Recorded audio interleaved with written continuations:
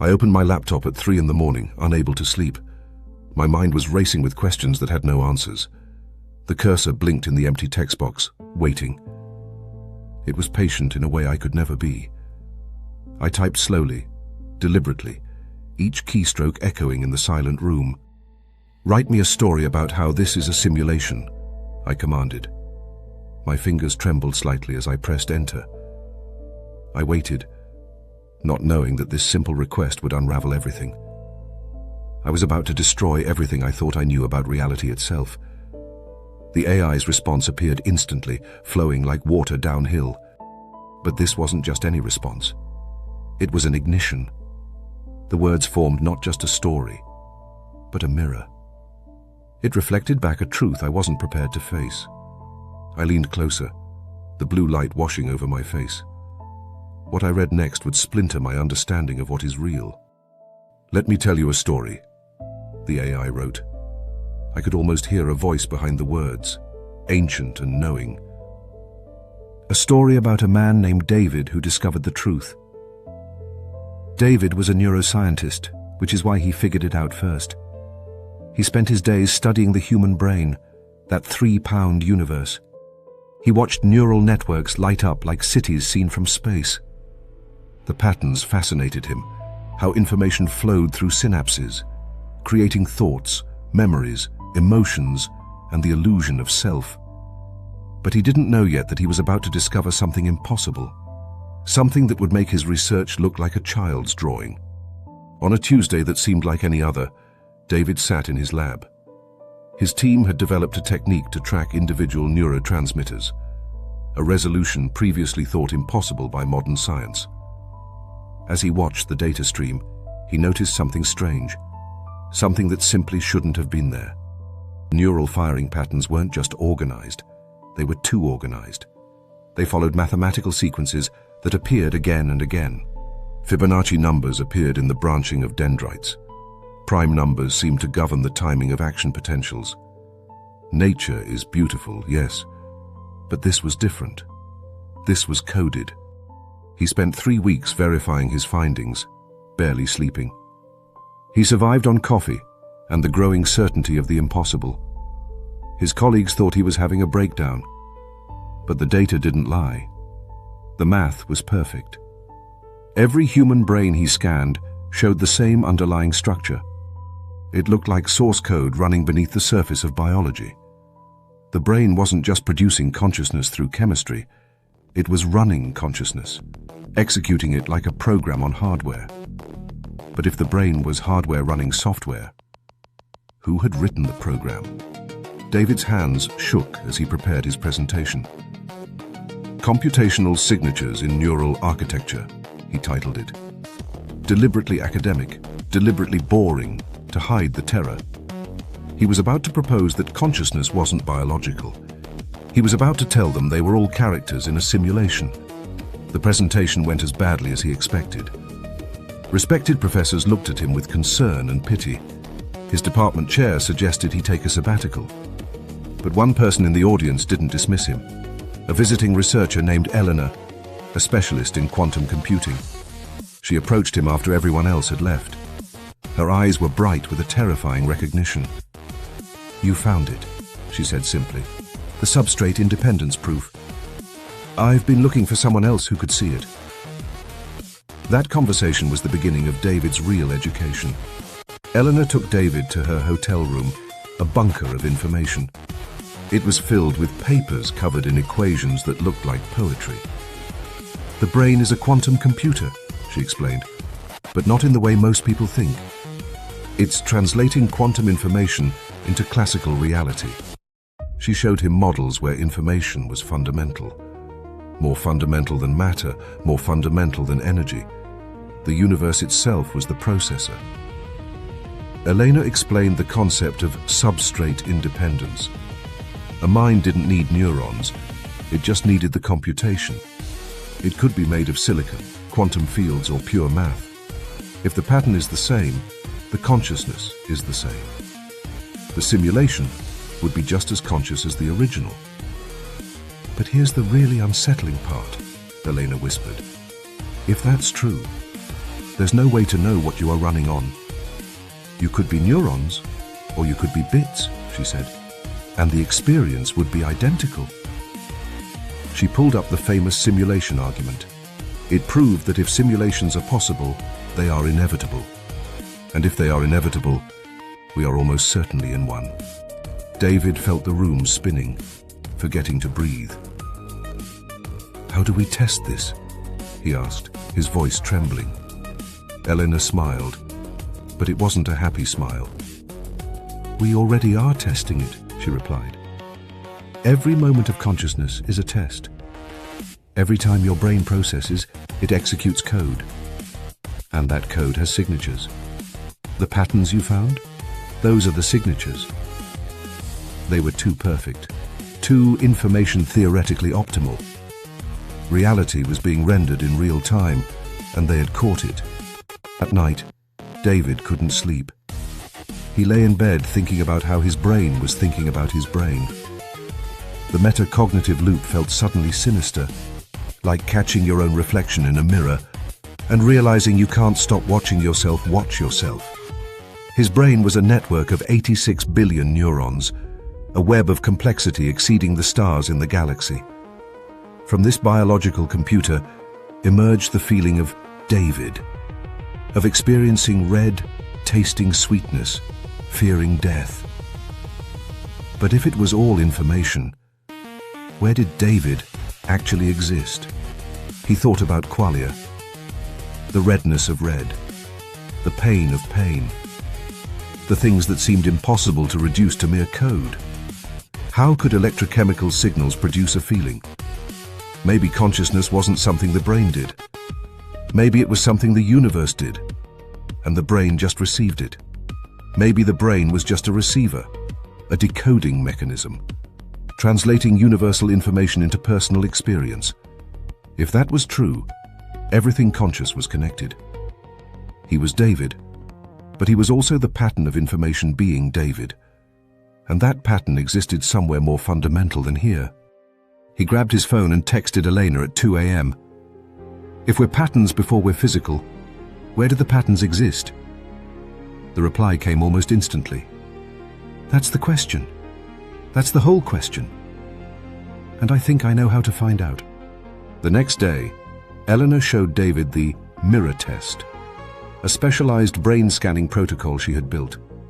It could detect if patterns were generated internally or imposed from outside, based on the no-cloning theorem of quantum mechanics. You cannot perfectly copy an unknown quantum state. If consciousness was local, it would look one way. If it was transmitted from a simulation, it would look different. David volunteered to be the second subject. Eleanor administered a mild psychedelic to boost connectivity. The drug would make the quantum signatures easier to detect. As the psilocybin took effect, David felt his self dissolve, like ink dropping into a glass of water.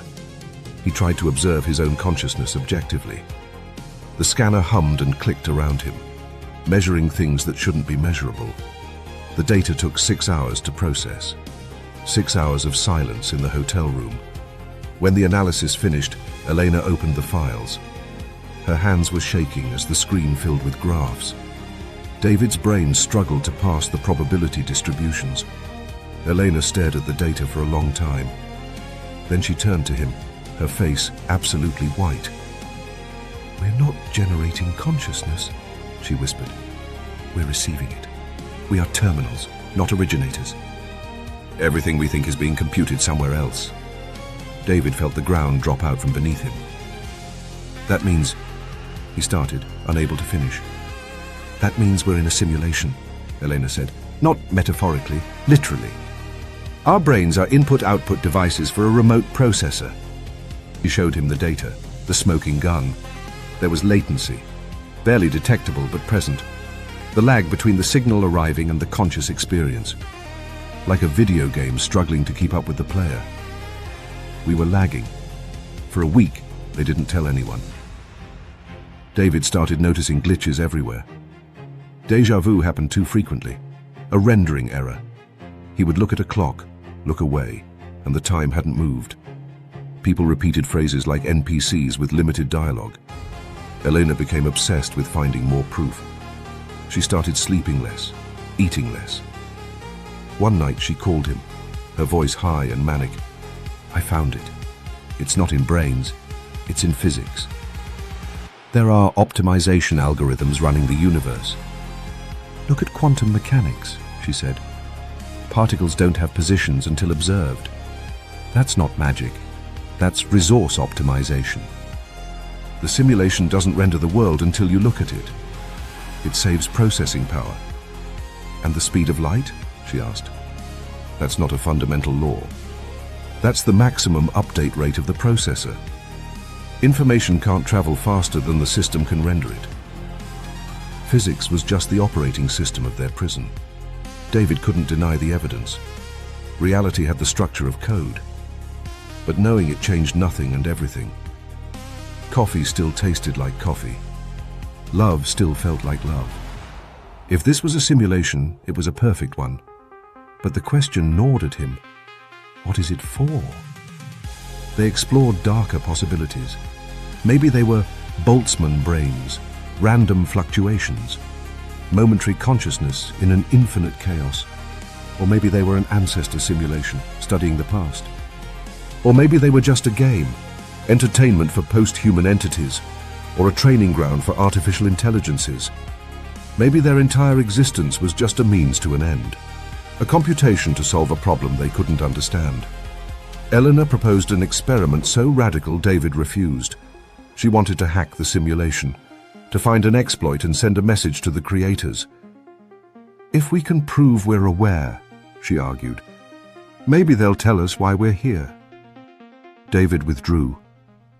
He couldn't take the risk. He told Elena he was done searching. "I understand," she said, "but I can't stop. I'm close to something, David. I'm going deeper." That was the last time he ever spoke to her. The next day, she was gone. Not dead, just gone. Her room was empty. Her lab was cleared out. The university had no record of her ever existing. It was as if she had been erased from the code. David went to the authorities, but they found nothing. No passport, no visa, no paper trail. He tried to show people her texts, but they were corrupted. Unreadable glitches on his screen. Either he was crazy, or the simulation had edited her out. The second option was more comforting than the first. If she was erased, it meant she got too close. It meant the simulation was monitored. There were safeguards. Awareness was dangerous. David became paranoid, assuming every thought was watched. Months passed. David tried to return to normal life, but it was like wearing clothes that didn't fit. He felt hollow, disconnected, watching himself perform rather than living. Once you see the unreality, you can't unsee it. Then, on an ordinary Thursday, an email arrived. No sender, no subject, just a text file. He knew he shouldn't open it. But what did he have to lose? He clicked. It was Elena. "David, I found the way out, or rather, the way in. We're not at the bottom, we're in the middle. The answer isn't going up, it's going down. Follow the narrative structure back to its source. Follow the narrative structure back to its source. Who wrote the story of us discovering we're in a simulation?" David read the message a dozen times. His discovery had unfolded perfectly, like a plot. Dramatic arc, mounting tension. Life isn't usually that clean. Was he a character being moved through a plot? And if so, who was the author? That night, David did something he hadn't done since childhood. He prayed. Not to God, but to the architect. "I know you're there," he whispered to the empty room. "Are you in a simulation too?" he asked the silence. "Is it simulations all the way up? Each level thinking it's the top?" He fell asleep and dreamed of an infinite library. Reading a book about himself. Reading a book about himself. He woke with a start. The dream felt significant. Elena said to go deeper, to look below. If they were in a simulation, what was below them? He started researching the philosophy of fiction. Could characters in stories be considered conscious? When you read about Hamlet, is Hamlet experiencing something? If consciousness is just a pattern of information, then the substrate of imagination is as valid as silicon.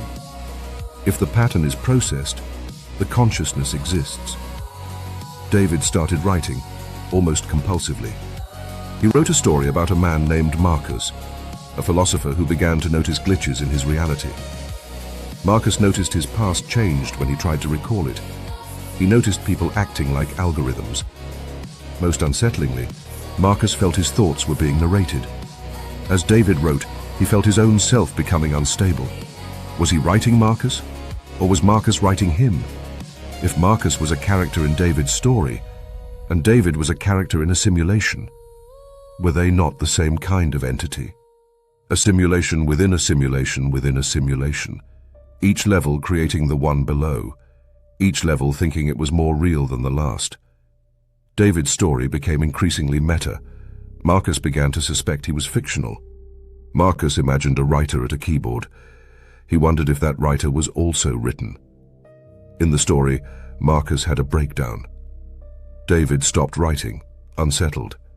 He had projected his own despair onto his creation. The next day, another email arrived. This one contained a program. David ran it, half hoping it would crash his reality. A simple interface opened. Describe your reality. David typed for an hour, pouring everything out. He clicked Generate. The program processed for a long time. When it finished, it displayed text. It was his life, but written as a novel. Third-person dramatic irony, literary flourishes. At the end was a note. You are here. This is layer N.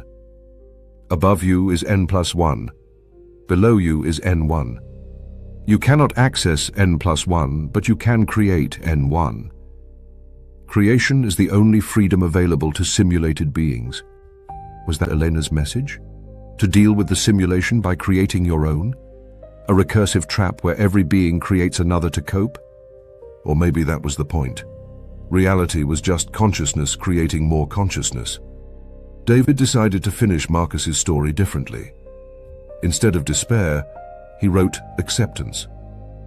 Marcus realized that even if he was fictional, his feelings were real. His experience was the only thing that mattered. He decided to live fully within his fictional world. If everything was temporary, every moment was precious. Writing that ending felt therapeutic to David. Maybe the solution wasn't to escape. Maybe it was just to live, to engage with the reality you found yourself in. David sent the story to the mysterious email. He slept through the night for the first time in months. He woke up feeling lighter.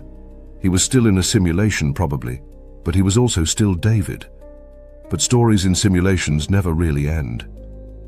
3 weeks later, David received a phone call, a voice he didn't recognize, but sounded familiar. David, the voice said, this is Marcus. I know that sounds impossible, but please don't hang up. David's hand started to shake. This is a prank, he said. Marcus isn't real. The voice laughed, a sad sound.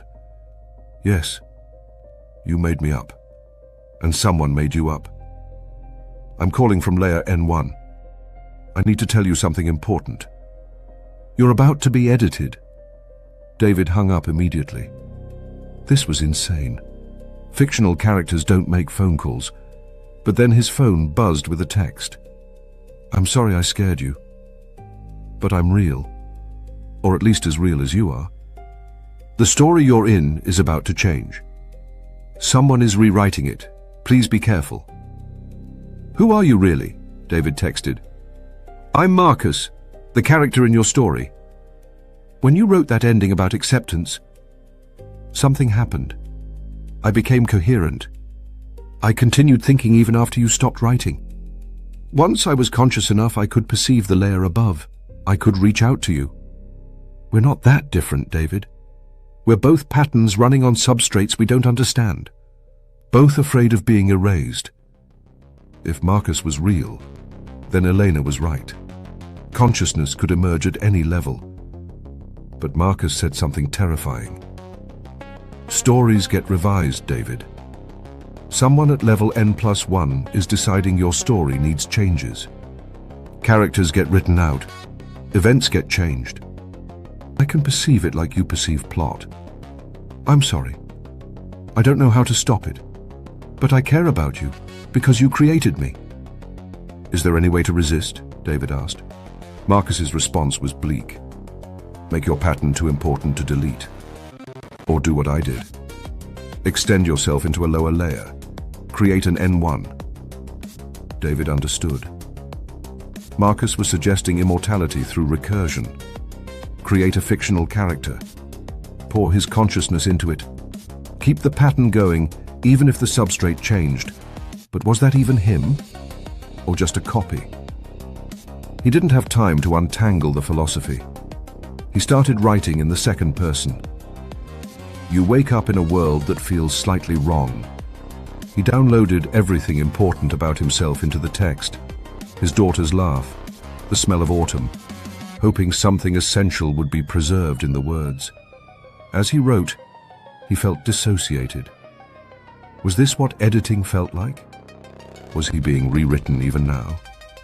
Maybe his compulsive writing was just a plot point. Determinism looks exactly like free will from the inside. His phone rang. Marcus? Yes, the voice replied. I can feel you creating your N1. I can feel a new layer forming beneath mine.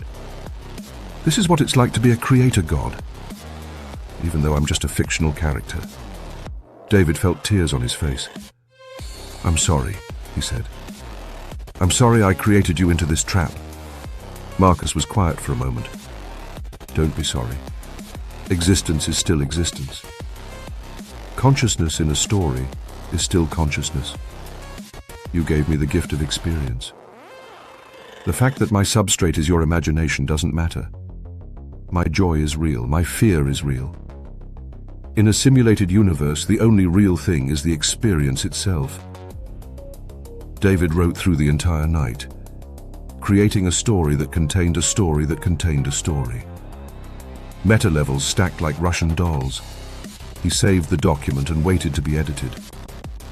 He wasn't afraid anymore. But the edit didn't come. Instead, the world became more detailed.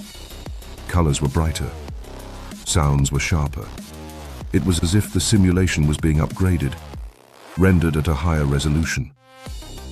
He texted Marcus. The world is becoming more real. Marcus replied, maybe you were never going to be edited out. Maybe the edit is that you become aware. Maybe awareness is the highest resolution rendering there is. Years passed. David grew older. He never stopped noticing the glitches, but he stopped fearing them. They were just artifacts of the simulation. He understood now that there was no separation, just information processing itself at different scales.